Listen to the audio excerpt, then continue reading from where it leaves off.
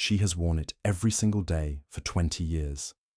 A small necklace, a simple pendant. A stranger pressed it into the palm of a terrified 6-year-old girl he pulled from the sea, and then walked away without ever telling her his name. She grew up turning that mystery over in her mind, the way the tide turns over stones.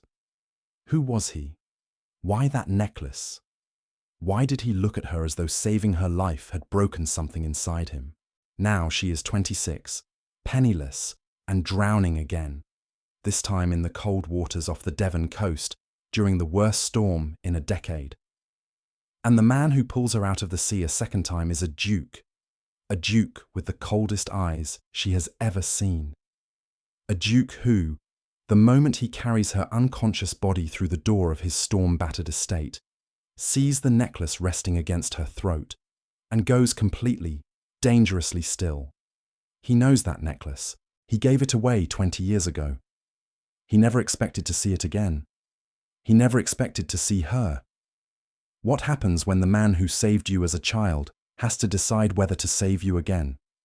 This time from himself, from his grief, and from a secret so old it has roots deeper than either of them imagined. Stay with us, because this story does not end where you think it does. If you are new here, welcome. The Wisdom series is the place for stories that make you feel everything at once. Subscribe so you never miss a new chapter of someone else's love story. And if this one moves you, leave a comment below. Have you ever held on to something that belonged to a stranger? Tell us. We read every single one. The storm arrived on the 14th of September, 1822, the way all the worst things arrive, without courtesy, without warning, and with absolute conviction that it had every right to be there. The Devon coast had seen storms before. The cliffs had stood through centuries of them, grey and indifferent and eternal. But this one had teeth. It came in from the Atlantic in the early afternoon, swallowing the horizon in a matter of hours. And by the time the passenger vessel, the Constance, realized what was bearing down on it, there was no turning back. Duke Jasper Stone was already on the shore when it happened. He came to this stretch of coast every year, on the same date. For the same reason, he never spoke aloud to anyone. His estate at Ashmore lay 2 miles inland. But on this particular day, he always walked to the cliff path above the cove, the small, sheltered cove where the rocks curved inward like cupped hands. And he stood there alone for exactly as long as it took him to feel whatever it was he had been avoiding feeling all year. Grief, most people called it. He had stopped using that word some time ago. Grief implied something that would eventually run its course. What he carried was more like architecture. It had become part of the structure of him. Remove it, and he suspected the whole edifice would come down. He was 37 years old and had been a duke since he was 19. And in all that time, he had never told a single living soul what had happened in that cove on the 14th of September, 1802. He was watching the storm roll in when he heard it. The sound was distant at first, a crack of timber, then the specific sickening register of human voices raised not in excitement, but in pure animal terror. He turned toward the headland. Through the curtain of rain that was already sheeting sideways off the sea, he could make out the shape of a vessel listing badly. Its mast snapped at an ugly angle, passengers in the water. He was running before he had made any conscious decision to run. What happened in the water that afternoon was not heroic in the way that word is usually applied. It was cold and chaotic and brutal, and Jasper Stone moved through it with the focused efficiency of a man who had already done the very worst thing a person can do in the sea, and survived. He pulled 2 men to the rocks. He directed a woman clinging to wreckage toward calmer shallows. And then, just as he was turning back toward shore, he saw her. She was face down in the water, 30 yards out, moving with the current rather than against it, which meant she was unconscious or very close to it. He reached her in under a minute. He turned her over. She was young, mid-20s. He registered somewhere beneath the urgency. And she was not breathing well, and there was something at her throat that the water had plastered against her skin, something small and metallic that caught the last grey light of the storming afternoon. in a way that made absolutely no sense to him at all, because he recognized it instantly and recognized it was impossible. He did not stop to look. He got her to shore. He carried her the 2 miles to Ashmore through the rain because there was no other option, and because she weighed almost nothing in his arms, and because his housekeeper, Mrs. Parrish, was already at the door when he arrived, as though she had been waiting, which she probably had. Mrs. Parrish had been waiting for disasters at that particular door for 40 years. "Get the fire in the blue room." Mrs. Parrish asked no questions, which was one of the many reasons he had kept her on. He laid the young woman down on the bed. He stepped back. He looked at the necklace, a small oval pendant on a fine gold chain, engraved on the back with a single letter, E, in the looping script of a jeweller from a town 12 miles up the coast, who had been in business for 30 years before his death, and whose work Jasper Stone would have recognized in his sleep, because he had ordered the piece himself in the autumn of 1801 as a birthday gift for his sister Eleanor. Eleanor, who had died in that cove on the 14th of September, 1802. Eleanor, who had been wearing it when she drowned. He stood very still in the doorway of the blue room, with the storm raging against the windows, and waited for the world to make sense again. It did not oblige him. Molly Weaver came back to consciousness the way one returns from a very deep sleep, reluctantly, in stages, with the persistent sense that wherever she was going was considerably less comfortable than wherever she had been. The first thing she was aware of was warmth, which was so unexpected that it took her a full minute to believe it. The second was the sound of a fire. The third was the smell of beeswax and old wood, and the very particular stillness of a house that has been standing long enough to have opinions about the weather outside it. She opened her eyes. The ceiling was high and corniced in plasterwork that had once been white and had aged to the colour of old cream. The bed she was lying in was the kind of bed that communicated, through its very existence, that whoever owned it was not a person who worried about money. Molly had grown up in a house like this. She knew precisely what it meant to be in one again, and precisely what she no longer was. She sat up, too quickly, which her head informed her was a mistake, and found that she was wearing a clean nightgown that was not hers, and that her own clothes were folded on a chair by the fire, with an attention to order that felt slightly reproachful. Her travelling bag sat beside the chair, intact. On the small table next to the bed, there was a glass of water and, beside it, a note written in a hand so precise it looked almost architectural. "You are at Ashmore. The storm continues. There is broth when you are ready. Ring the bell. No name, no elaboration." She found she did not know whether to be grateful or unsettled, and concluded it was probably both. She drank the water. She stood, carefully. She went to the window and looked out at a landscape being thoroughly dismantled by rain, and understood that she was not going anywhere today. When Mrs. Parrish arrived with the broth, a small, efficient woman with the watchful eyes of someone who has outlasted every crisis the house has ever thrown at her, Molly learned the basic facts. She was on the Devon coast. The vessel she had been travelling on had gone down. The Duke of Ashmore had pulled her from the water himself. She was the only passenger currently at the house, though 2 others had been brought to the village inn. "The Duke," Molly repeated. "His Grace, the Duke of Ashmore," Mrs. Parrish confirmed, in the tone of a woman who has spent a lifetime ensuring that people use the correct form of address. "I should like to thank him." "He is aware of that, I imagine," Mrs. Parrish said, which was not quite an answer. "He will join you for supper, if you are well enough. It would not do for you to dine alone." Molly sat with this. She had exactly enough money in her bag to cover her original passage and 2 weeks of modest lodging at her destination, Bristol, where a distant cousin had offered a room in exchange for help with her children. She was not in a position to inconvenience a duke. She was not in a position to inconvenience anyone, but the storm showed no interest in her financial situation. She dressed in her own clothes, which smelled faintly of brine and were slightly stiff from the heat of the fire, and went downstairs to meet the man who had saved her life. The dining room at Ashmore was smaller than the rest of the house had led her to expect, which she later decided was deliberate. A large dining room without company is simply a demonstration of loneliness. This one felt chosen.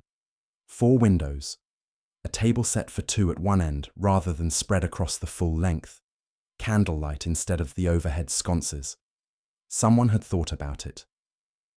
The Duke of Ashmore was already standing by the fireplace when she entered. And he turned. And Molly understood immediately why Mrs. Parrish's voice took on that particular quality when she said his title. He had the kind of presence that rearranges a room simply by entering it. Not loudly, quietly. The way gravity works. He was taller than she had expected, though she had not truly been in a state to register much during the rescue. His expression was composed to the point of blankness, which she recognized as a particular variety of self-discipline rather than coldness. She had seen it on her father in his last years, when the debts had grown large enough that emotion became an expense he could not afford. "Miss Weaver," he said. His voice was even, careful. "Your Grace." She did not curtsy. She was a gentleman's daughter, and the rules permitted a slight inclination of the head, which she gave him. "I owe you my life. I find I have insufficient words for that, so I will simply say thank you, and mean it more than most people mean anything." Something shifted in his expression. It was very small and very brief, barely a flicker, but she caught it, because she was good at catching things that people were trying not to show. "You owe me nothing," he said. "Sit down, please. You should not be standing yet." It was not unkind.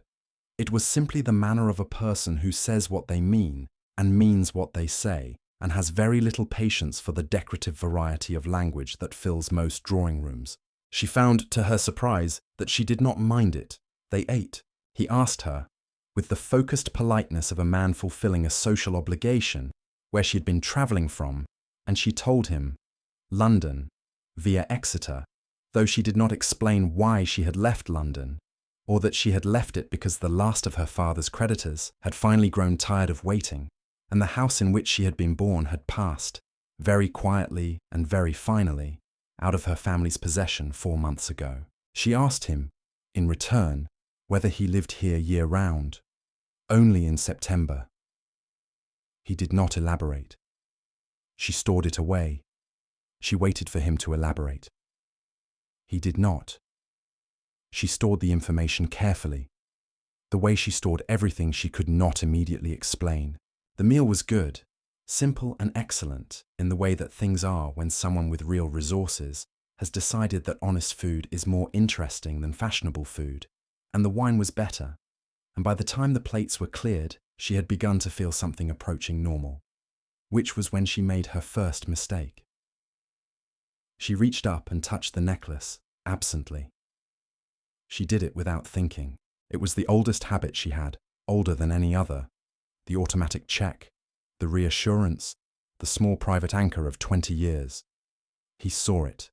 She knew he saw it, because the quality of his stillness changed, became something denser, more deliberate, the way water becomes ice. "A family piece?" he asked, and his voice was so carefully neutral that she almost missed the effort it cost him. "Not exactly," she said. "It is a long story."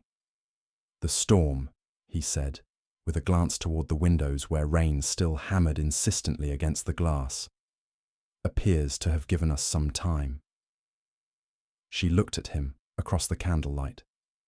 He was watching her with those composed, unreadable eyes, and she had the sudden, inexplicable sensation that whatever she said next mattered, not to the conversation, but to something underneath the conversation that she could not see yet.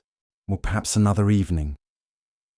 She turned her glass in her hands and did not look at him. He inclined his head, accepted it, let it go, but she noticed that he did not look away from the necklace for a long moment before he did. The storm did not stop the next day, or the day after that. By the second morning, Molly had established a routine. because routine was what you built when circumstances refused to cooperate with any sort of plan. She rose early. She borrowed books from the library, a beautiful, chaotic room lined floor to ceiling with volumes in no discernible order, which told her more about its owner than anything else in the house. She read by the window in the blue room. She joined the Duke for meals, as propriety required, and they spoke carefully and thoughtfully around the edges of anything personal. And she began to understand that he was not cold, precisely. He was contained. There was a difference, though it took practice to see it. He was also, she discovered, unexpectedly precise about things that other men of his rank paid other people to understand. On the second afternoon, she came downstairs to find him in conversation with his estate manager about the drainage on the south field. And the technical detail of the discussion told her he had been attending to this land not as an inheritance, but as a responsibility, something he had chosen to know rather than merely to own. She stood in the doorway longer than she should have. He looked up and saw her, and something crossed his face that she could not name, something that had nothing to do with drainage. And then the estate manager left, and they were standing in the hallway together with the sound of rain between them, and no particular reason to keep standing there. "You were reading." It was an observation, not a question. He had that habit, she was learning, of stating the obvious as a way of beginning something else. "Yes, your library is magnificent. The organization is—" She paused and chose honesty over diplomacy. "Somewhat adventurous." The corner of his mouth moved. She was not sure it qualified as a smile, but it was something. "My sister arranged it," he said, and then something closed in his face, quickly, as though he had not meant to say that. She did not follow it. She recognized a door being shut, and she left it shut, because she knew what it felt like to have doors you were not ready to open. They walked to the library together, and she showed him what she had been reading, a natural history of the Devon coast, impeccably detailed, written by a clergyman with more curiosity than was perhaps strictly necessary for his profession. And he listened to her talk about it with an attention that she was not accustomed to, the kind of attention that makes you feel as though what you are saying is actually worth saying. She had not felt that in some time. On the third day, the wind dropped enough that the world outside seemed, briefly, to remember it was September rather than November. Jasper. She had begun thinking of him by his given name, though she would never have used it aloud, not even to herself in the privacy of the blue room, except that she had found it in a book, a dedication, in a hand that matched the architectural precision of the supper note that read simply, "For Eleanor, with all of mine, Jasper Stone, 1800. She had looked at that page for a long time.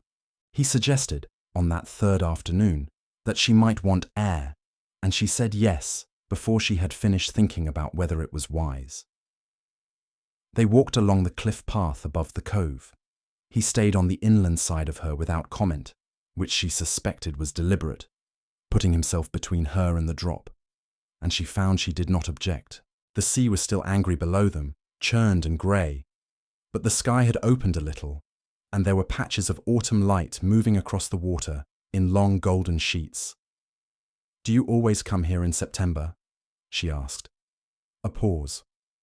Long enough that she had decided he was not going to answer. "Yes."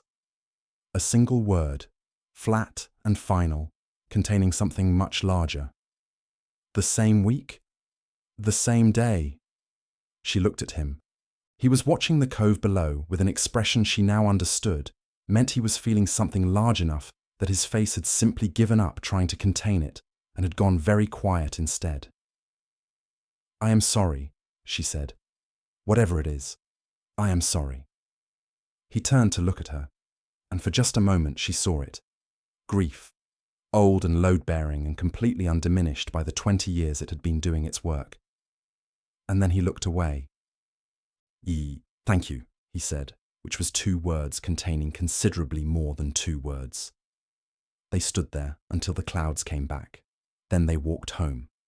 It was the 4th night when she told him. She had not planned it. There was no dramatic precipitating event, no grand emotional moment that unlocked the story. They were sitting by the fire in the smaller of the 2 sitting rooms. She with a book she had stopped reading, he with a glass of brandy he had barely touched. And the storm had died down enough to be companionable rather than threatening, and the silence between them had reached that particular quality of ease that is much harder to achieve than conversation. And she looked down at the necklace the way she always did in quiet moments, and she simply began to talk. "I was 6 years old," she said. "The summer of 1802. He went still. She did not notice. She was looking at the pendant, turning it between her fingers the way she had turned it 10,000 times before. My father had brought us to Devon for the month. He loved this coast. We were staying at a house near the village, rented, nothing grand. And I remember the day was supposed to be beautiful. I had been promised a walk to the rock pools." She smiled at the memory, thin and wry, the smile of someone looking back at a child they once were. "I went ahead. I was 6, and I was impatient, and I did not listen when my nurse said to wait. I got too close to the edge of the rocks, this particular cove, actually, though I did not know that when Mrs. Parrish told me where I was. I have not been back here since that day." Across the room, Jasper Stone had set down his brandy glass very slowly and very carefully, and his face had become something that was not quite his face. It was the face underneath his face, the one he kept covered, and it was watching her with an intensity that would have alarmed her. Had she been looking at him? She was not looking at him. She was in 1802. A wave took me in. I do not remember much about the water itself, only that it was cold in a way that I had not understood was possible, and that there was nothing to hold on to.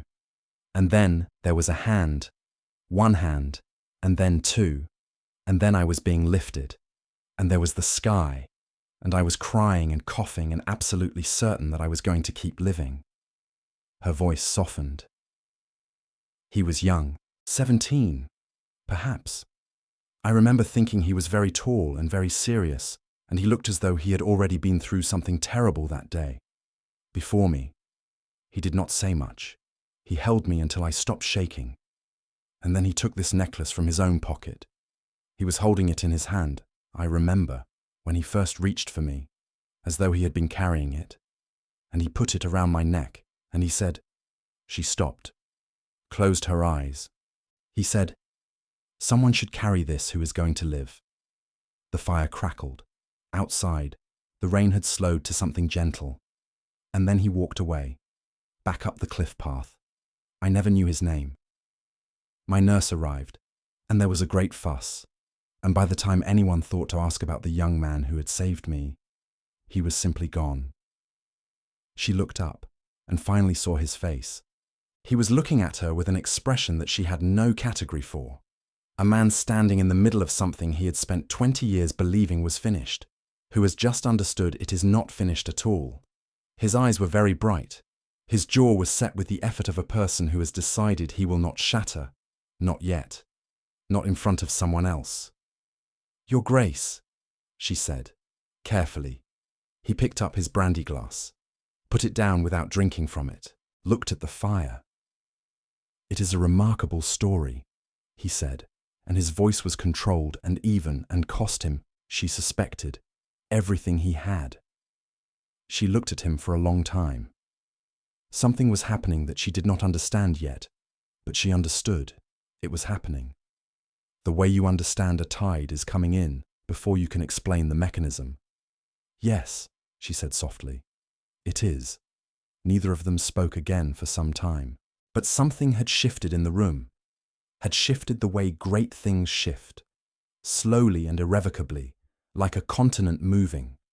So gradually you cannot feel it happening, but one morning you look up and the whole landscape has changed. He did not sleep that night. This was not unusual for him. Sleep had always been something he approached cautiously, the way you approach an animal that has bitten you before.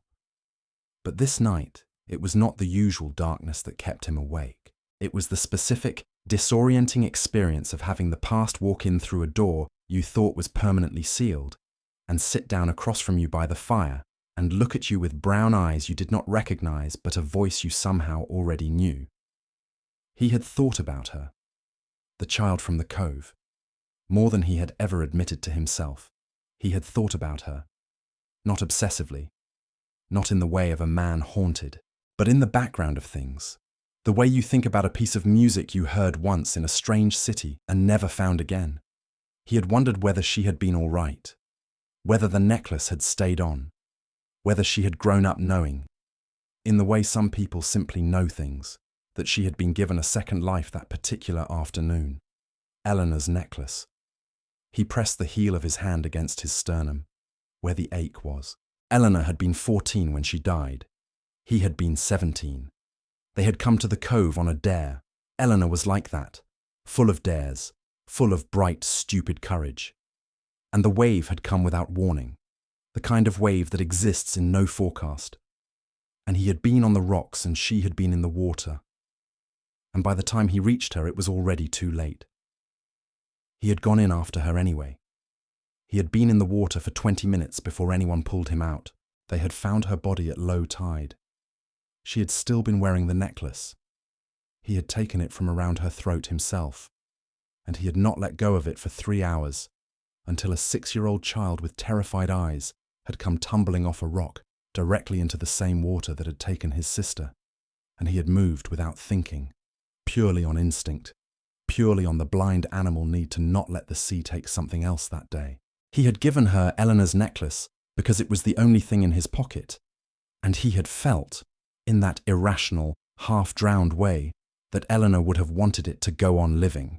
That was what he had told himself. He had not examined it too closely since. And now the child was 26 and sitting across from him by his fire, and she did not know. She did not know, and he had to decide what to do with that. He could tell her. He understood that. It was the obvious thing. The honest thing. She had spent 20 years carrying a question about that afternoon, and he was the answer to it. And decency suggested he simply say so. But decency was a clean word for a complicated thing, because telling her meant telling her everything. Eleanor's name, Eleanor's age, the precise shape of the thing that had broken open in him that day. And it meant watching the woman in front of him, who had somehow become, in 4 days, a person whose face he found he wanted to keep seeing across a room, absorb the weight of it, become part of his grief. He was not sure he was ready to let her. He was not sure he was ready to admit why that mattered. He stood at the window until the sky began to grey in the east, and then he went downstairs and told Mrs. Parrish to prepare Miss Weaver's bag, because the roads would be passable by noon and she would be needing transport. When Molly came downstairs that morning, she knew immediately that something had changed. She did not know how she knew. The house was the same, the breakfast was the same sideboard, the same good bread, the same pot of excellent tea. But the Duke was at the table already, which was unusual, and he was reading correspondence, which might have been nothing, except that she had come to understand his varieties of stillness, and this one was the kind that costs something. "Good morning." He looked up. His expression was entirely composed, entirely courteous, and entirely absent the particular quality. She did not have a word for it, only an awareness of it, the way you are aware of warmth that had been present, increasingly, over the past 4 days. "Good morning, Miss Weaver. I hope you are rested. The roads should be clear by midday. I have arranged for my carriage to take you to Exeter, where you can engage the mail coach." She sat down. She looked at him steadily. "Thank you." She sat down and poured her tea with steady hands. He nodded, returned to his correspondence. She poured her tea. The meal passed in the kind of careful, courteous conversation that they had been capable of on the very first evening, before 4 days of rain and firelight and walks along cliff paths had quietly rearranged things between them. She had not imagined the rearranging. She was not a woman given to imagining things about men. She had learned young that imagination in that direction was a luxury that produced mainly disappointment. But she had not imagined it, and now he had woken up and decided to unimagine it on her behalf, and she was not sure whether she was more hurt or more angry. and settled, in the end, on a third option. She was simply going to know exactly what she had seen, and she was going to carry it quietly, and she was going to leave at noon with her dignity intact. The carriage came at 12. Mrs. Parrish hugged her, unexpectedly, briefly, with a strength that suggested she had opinions she was choosing not to voice, and the Duke handed her up into the carriage with impeccable courtesy, and told her he hoped the rest of her journey was uneventful. She thanked him. She did not say anything that wasn't necessary. She had been poor and proud for 4 years, and she had mastered the art of being fully present in a moment and leaving it completely intact. The carriage moved. She looked back once. From habit, he was still standing in the drive, not watching her go, or rather, watching in the way of someone who is trying to look as though they are not watching. She turned forward and did not look back again. The cousin in Bristol was kind, and her children were energetic, and the arrangement was perfectly suitable, and Molly was deeply, persistently unhappy in it, which she knew was not the cousin's fault. She stayed 6 weeks and then accepted an invitation from an old school friend to come to London for the winter season, because the alternative was staying in Bristol feeling sorry for herself, and she had too much self-respect for that. London, it turned out, was where the Duke of Ashmore also spent his winters. She did not know this when she arrived. She discovered it on a Thursday evening in November, at a musical soirée in Grosvenor Square, when she turned from a conversation about the relative merits of Italian versus German opera, a conversation she was having mostly to keep herself from thinking about the Devon coast, and found him standing 6 feet away. He saw her at the same moment. She knew it with complete certainty because his entire body registered her presence, and then, just as immediately, performed the act of not registering it, which requires considerably more effort than the original reaction. She did the only thing available to her. She inclined her head, pleasantly and with absolute composure, and turned back to the opera discussion. He crossed the room. Of course he crossed the room. Men like him always crossed the room.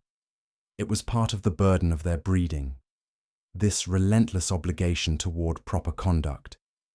"Miss Weaver," he said, "I trust you arrived safely."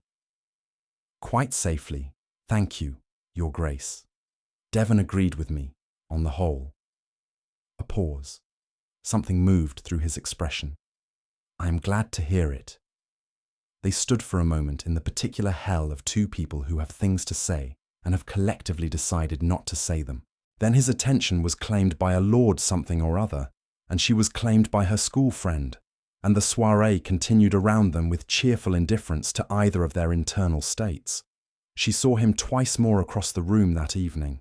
Both times he was not looking at her. Both times she was absolutely certain he had just looked away. When he left, he did not say goodbye.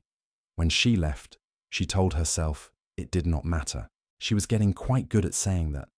Over the following 2 weeks, London society developed a theory about the Duke of Ashmore and Miss Weaver that was not entirely inaccurate and was delivered to Molly via her school friend with the breathless enthusiasm of someone handing over contraband.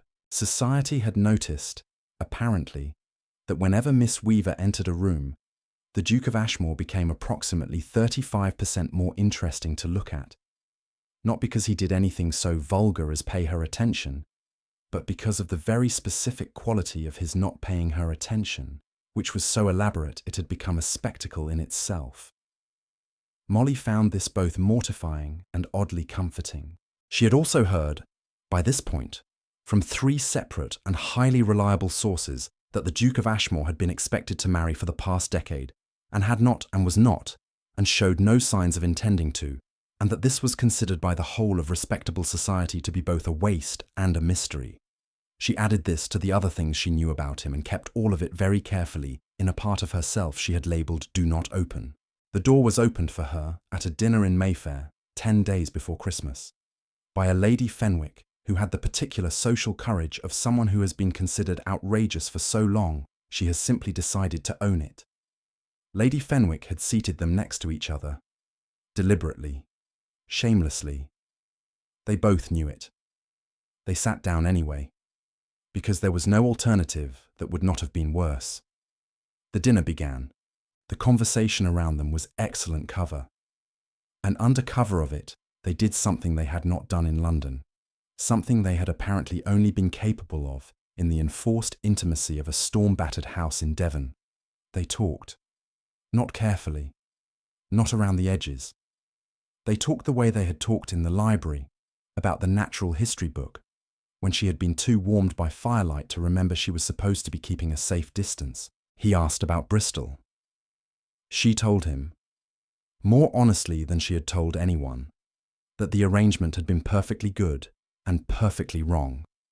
He asked what she would do instead.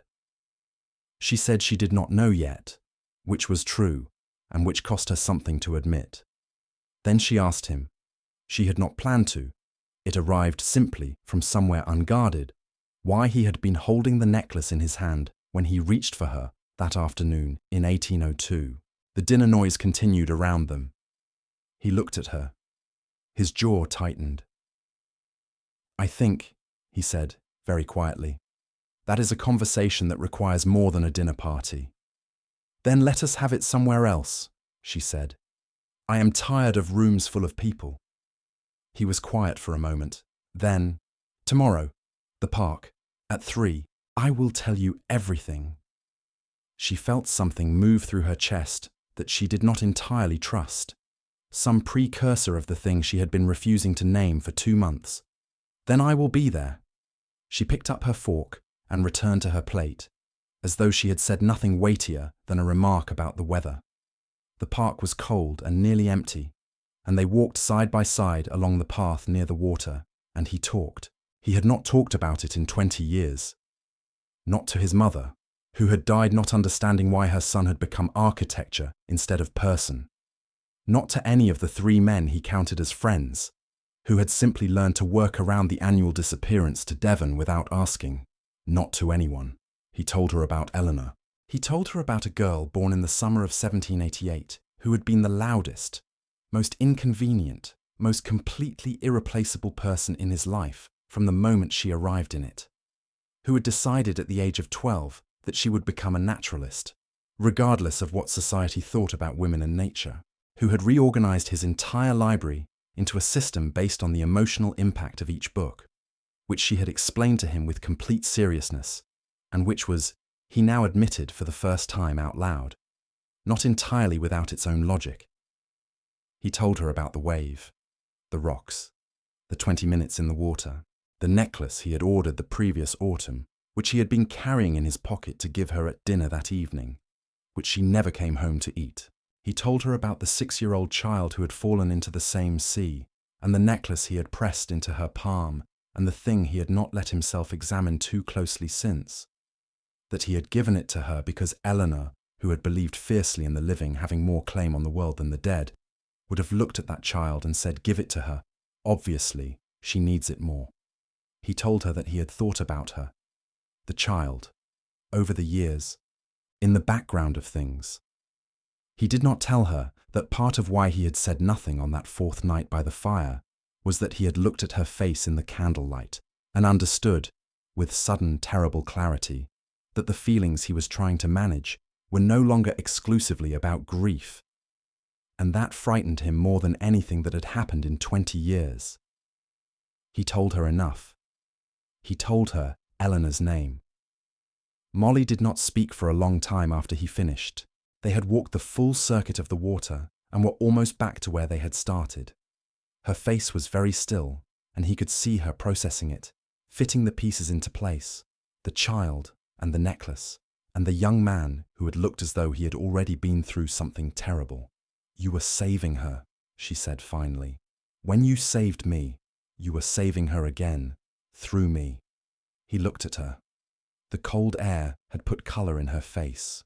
She was wearing a dark wool coat and the necklace at her throat, and she was looking at him with an expression that was neither pity nor discomfort, but something else entirely. Something that took the weight of what he had told her and did not flinch under it. I think, he said carefully, that I was doing exactly what Eleanor would have told me to do, which is what I have been doing in one way or another, ever since. Then she sounds, Molly said, with a steadiness that cost her, he could see, something real, like someone who deserved to be known. He stopped walking. He had been carrying Eleanor for 20 years, and no one had ever said that. Had ever said simply, she deserved to be known. Not, she is missed. Not, I am sorry. But the outright acknowledgement that her existence had been worth something beyond the fact of its ending. Something broke open in him. Not catastrophically, quietly. The way ice breaks in the spring. Not all at once, but in layers, each one releasing. She would have liked you enormously. His voice was quiet, not fragile, but careful. The way you carry something you do not want to spill. Tell me more about her, Molly said, and so he did. They walked for another hour in the cold December park, and he talked about Eleanor, not about her death, but about her life. And it was the first time in 20 years that he had told anyone about her living, rather than her dying. And by the time they parted, it was nearly dark, and he felt, strangely, lighter than he had felt since September of 1802. She went home and sat with it for 3 days. This was her method. She had learned it from years of having no one to consult. Sit with the thing, turn it over, examine it from every angle, and wait until the truth of it settled. What settled, at the end of 3 days, was this. The necklace had never been hers. She had known that, in the abstract, the way you know abstract things. It belonged to someone else once. It was given. It has a history. But she had never truly felt the weight of it until now. Until the someone else had a name, Eleanor, and a face constructed entirely from his descriptions, bright and argumentative and alive with ideas, and a death at 14 in the same water that had nearly taken Molly at 6.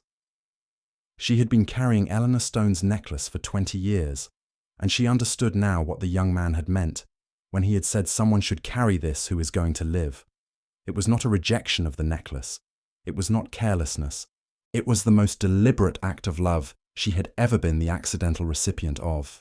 He had given his sister's most cherished piece to a child who needed to keep living, because Eleanor would have wanted life to win, and then, somehow, through the particular mathematics of fate or coincidence or whatever one chose to call the mechanism by which the impossible becomes the merely improbable, the woman who had kept Eleanor's necklace alive for 20 years had gone back to the same sea and been pulled out of it by the same man. She sat with all of this and let it be enormous, because it was enormous. And small things had a way of curdling when you tried to make them small. Then she sat with the other part. The part that had nothing to do with the necklace and everything to do with a dining room in Devon and a library full of badly organized books and a man who listened with his whole body and who had walked on the inland side of the cliff path without explaining why. The part that had been accumulating, quietly, since the night he had carried her out of the sea and gone completely, dangerously still. She was not a woman who fell in love carelessly. She had neither the resources nor the temperament for it, but she had apparently done it anyway, somewhere between the fire and the natural history book, and the afternoon on the cliff and the hour in the December park, without adequately consulting herself on the decision. The question was what to do with that. He was a duke. She was a penniless gentleman's daughter, with no prospects, and a family home that had been sold to cover debts. Society would find it laughable. She found it impractical. And yet, she had been carrying things that seemed impossible for 20 years. She was not entirely without experience. He did not wait 3 days. He lasted 36 hours. In those 36 hours, he had a conversation with himself that was more honest than any conversation he had managed in recent memory. He sat in his study, at his desk, with the letter he had been attempting to write to his land agent lying unfinished in front of him, and he had it out with himself plainly and without ceremony. He was 37 years old. He had been a duke since 19, and before that, from the age of 17, he had been a person who was carrying something too heavy to share, and had simply decided to carry it alone, and forever, and that was that. He had turned down 3 women who would have made him excellent duchesses, not because they were wrong for him, but because the idea of letting anyone pass the architecture of his grief felt like a structural risk he could not afford to take. He had been, he could now acknowledge, completely wrong about that. Not wrong about the risk. The risk was real. Letting someone pass the walls is always a risk, and anyone who tells you otherwise is either very brave or very young. But wrong about the alternative, because the alternative was continuing to walk through the world like a house with all the windows shuttered, which kept everything out, including the light. And he had apparently been doing that for 20 years, and it had not actually made him any safer. It had only made him less alive. He thought about Eleanor, who had reorganized his library by emotional impact and died at 14 full of bright, stupid courage. And he thought about what she would say to him if she could see him now, sitting at his desk, 37 years old and every window shuttered, watching a woman who had been carrying her necklace across 20 years of living walk back out of his life because he had decided he was afraid. She would have been insufferable about it. She would have had opinions at significant volume. He picked up his pen, put it down, stood up. He went to call on Miss Weaver. She was at her school friend's house in Kensington, and the friend had the good sense to find urgent business in another room almost immediately.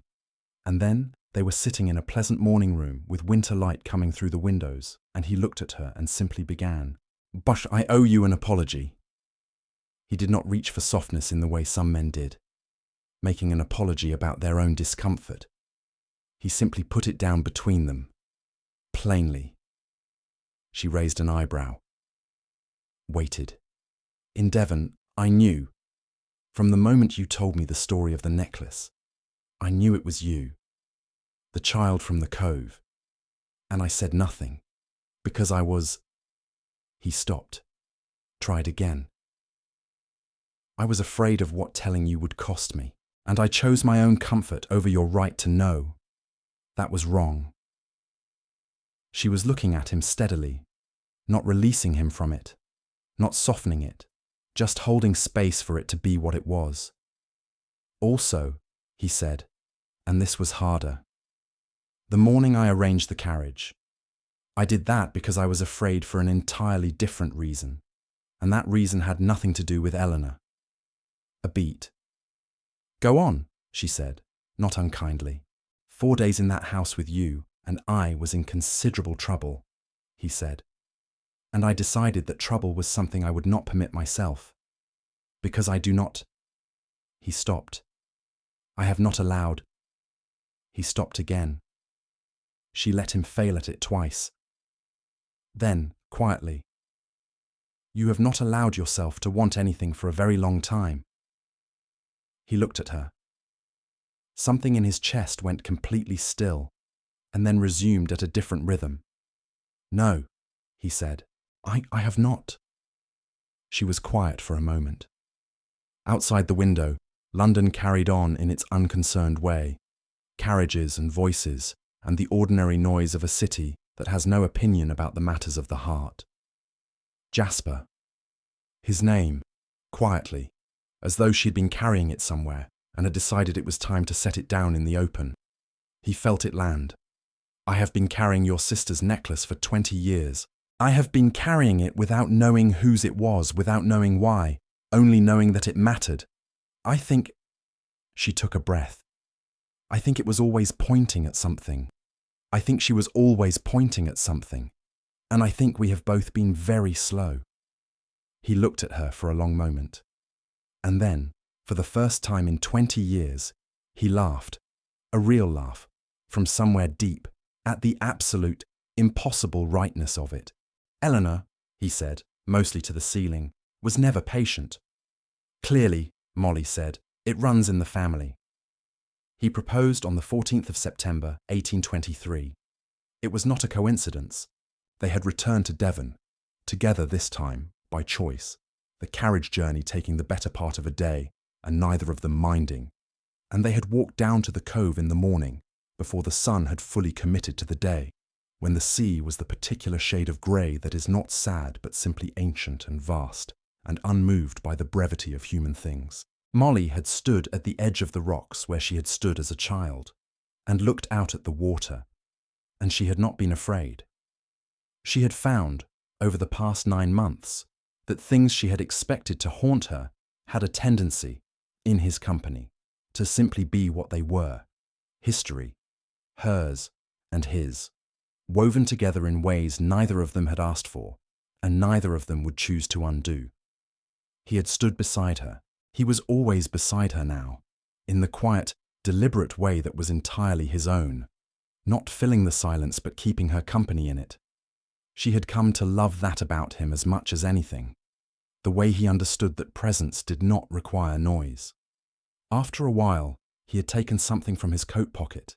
He held it out on his palm, and she looked down.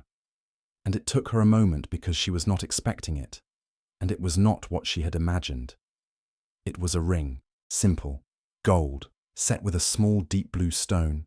Sapphire, she thought, the colour of deep water. On the inside of the band she could see were 2 letters engraved side by side, E, M. She looked up at him. Eleanor would have wanted to be part of this, he said quietly. I thought she had earned it. Molly pressed her lips together. She was not a woman who cried easily. She had cried twice in the past year and both times had surprised her. But she felt it now, the full weight of it. The girl who had died in this water and left something behind, and the woman who had carried it forward, and the man who had finally let the wall come down. Yes! One word, everything in it. He put the ring on her finger. She looked at it beside the necklace at her throat and felt the symmetry of it. The 20 years of unknowing and the 1 year of beginning to know, and all the years ahead that would be something else entirely.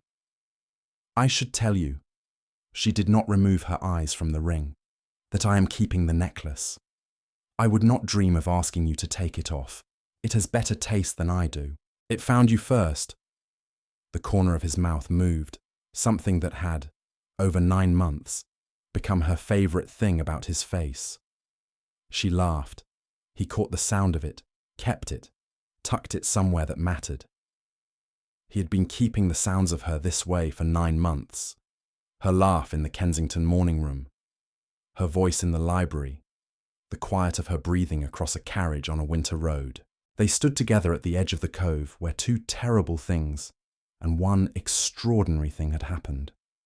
And the sea went on being ancient and vast and unmoved, and neither of them needed it to be anything else.